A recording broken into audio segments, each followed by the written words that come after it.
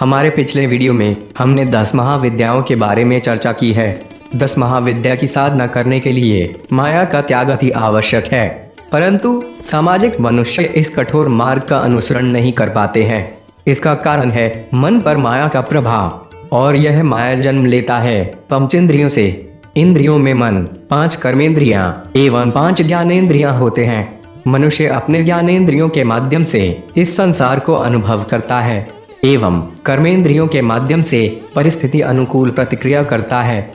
उसका मन इंद्रियों के माध्यम से जो कुछ भी मानता है उससे प्रभावित हो जाता है। यही एक मनुष्य के मन को संसार एवं उसकी माया से जकड़ता है, और यही एक मनुष्य को साधना करने के अयोग्य बनाता है।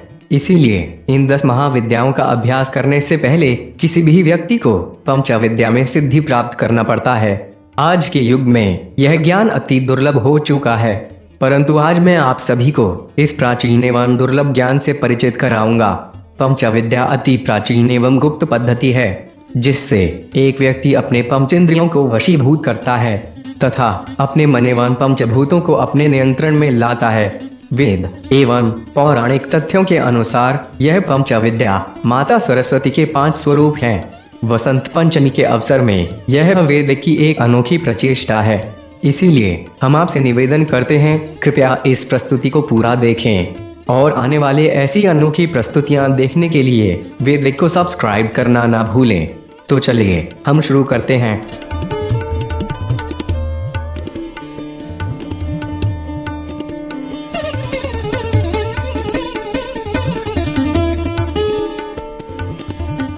पंचविद्या में पहली विद्या है देवी भारती। आपको यह सुनकर आश्चर्य होगा कि भारत का नाम देवी भारती से उत्पन्न हुआ था। संस्कृत शब्द भारती का अर्थ है जो आजीविका का ज्ञान प्रदान करती है। प्राचीन काल से ही भारत ने कृषि, व्यापार, वाणिज्य, वित्त और सभ्यता के सामाजिक पहलुओं पर ज्ञान प्रदान किया है। यही कारण है कि भारत को देवी भारती का प्रकट रूप माना जाता है। माँ भारती की तरह भारत एक ऐसी भूमि है जो समस्त संसार को विद्या और ज्ञान प्रदान करती है। ऋग्वेद में 10वें मंडल के 110वीं ऋचा देवी भारती का वर्णन करते हैं। भारती नाम का अर्थ है जो भरण पोषण का ज्ञान प्रदान करे। वह वाग्मिता और आजीविका के ज्ञान का प्रतिनिधित्व करती है, जबकि देवी महात्म्य उन्हें माता सरस्वती के प्रमुख रूपों में से एक बताता है। इन्हें ज्ञान और प्रगता के सात्विक रूप में वर्णित किया गया है। इनके स्वामी हैं ब्रह्मस्वरूप भरत। देवी भारती का स्वरूप। देवी भारती भगवा वस्त्र धारण करती है। इन्हें चतुर्भुजा के रूप में वर्णित किया गया है। एक हाथ में वह वीणा और दूसरे हाथ में वह माला धारण करती है। तीसरे हाथ में वह एक ध्वज रखती है और चौथा हाथ वरमुद्रा में रहता है। यहाँ वीणा ज्ञान का और माला एकाग्रता का प्रतिनिधित्व करता है। ध्वज धर्म का एवं वरमुद्रा लोक कल्याण का प्रतिनिधित्व करता है। वे चंद्र की भांति श्वेत वर्णा हैं, इसीलिए उन्हें चंद्रवदना भी कहा जाता है। देवी भारती की प्रवृत्ति। वैसे तो माता के सकल रूप सात्विक गुणों से संपन्न है। इन्हें सौम्य कोटि के श्रेणी में वर्णित किया जाता है। इंद्रियों में वे जिह्वा एवं काइंद्रिय की प्रतिनिधित्व करती हैं। माता अति शीघ्र प्रसन्न होने वाली देवी है, जो भक्तों को परिपूर्णता, धन धान्य एवं कल्याण का वरदान प्रदान करती है। इन्हें आर्या, अश्वी, भारती, चंद्रवदना, ज्ञानेश्वरी, मालिनी, माहे, मेधा, नीराजना, पद्माक्षी, प्रज्ञा, योगेश्वरी और विदुषी के नाम से भी जाना जाता है। देवी भारती का मूल मंत्र।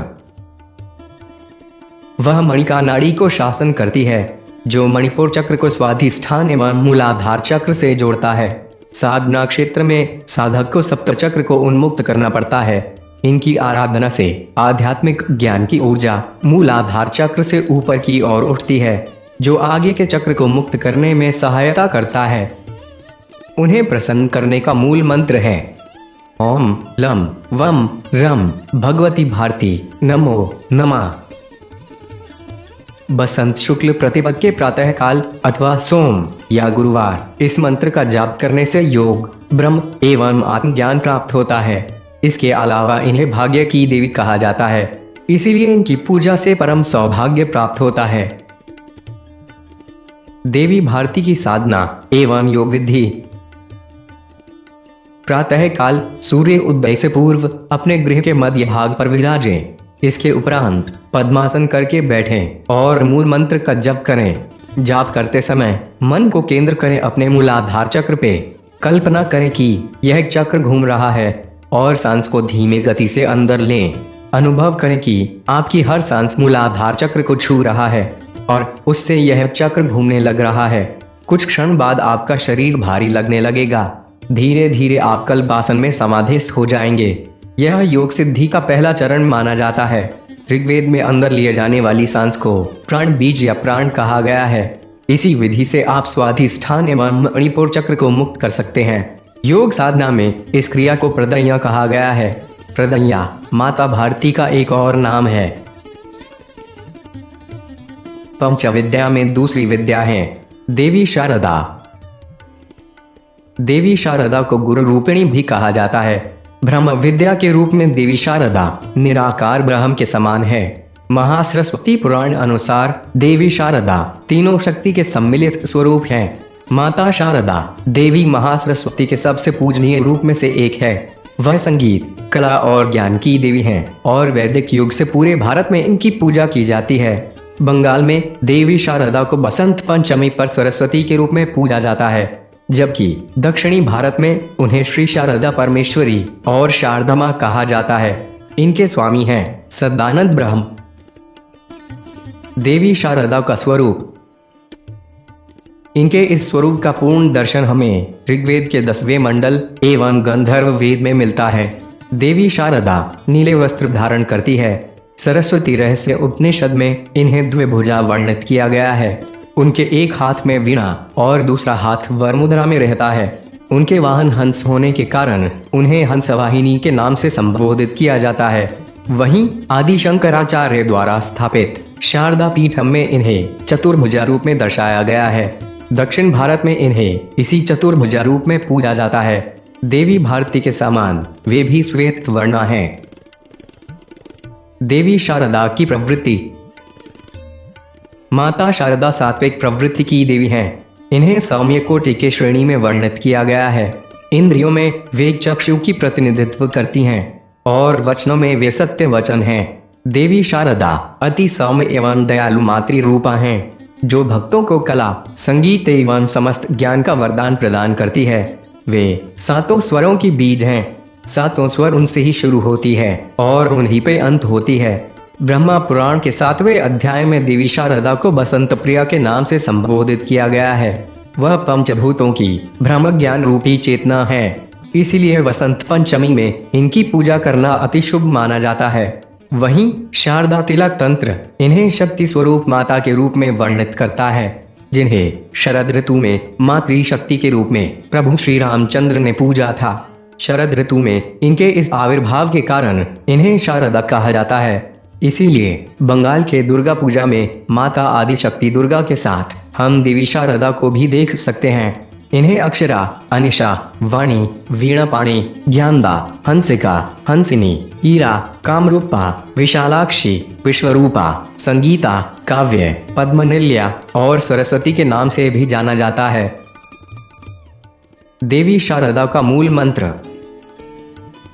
वह हृदय को शासन करती है, जहां अनाहत चक्र विराज करता है। साधना क्षेत्र में इस चक्र को सत्य एवं शांति से जोड़ा जाता है। इनकी आराधना से सत्य ज्ञान की ऊर्जा प्राप्त होती है, जो आगे के चक्र को मुक्त करने में सहायता करता है। उन्हें प्रसन्न करने का मूल मंत्र है ओम त्रैम यम विश्वरूपा शारदा देव्यै नमो नमः।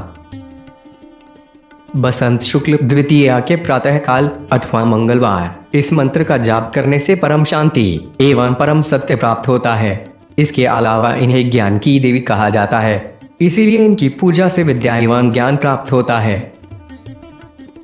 देवी शारदा की साधना एवं योग विधि। प्रातः काल सूर्य उदय से पूर्व अपने गृह के उत्तर भाग पर विराजें। इसके उपरांत पद्मासन करके बैठें और मूल मंत्र का जप करें। जाप करते समय मन को केंद्र करें अपने अनाहत चक्र पे। कल्पना करें कि यह चक्र एक पद्म के भांति खेल रहा है। और एक लंबी सांस धीमे गति से अंदर लें।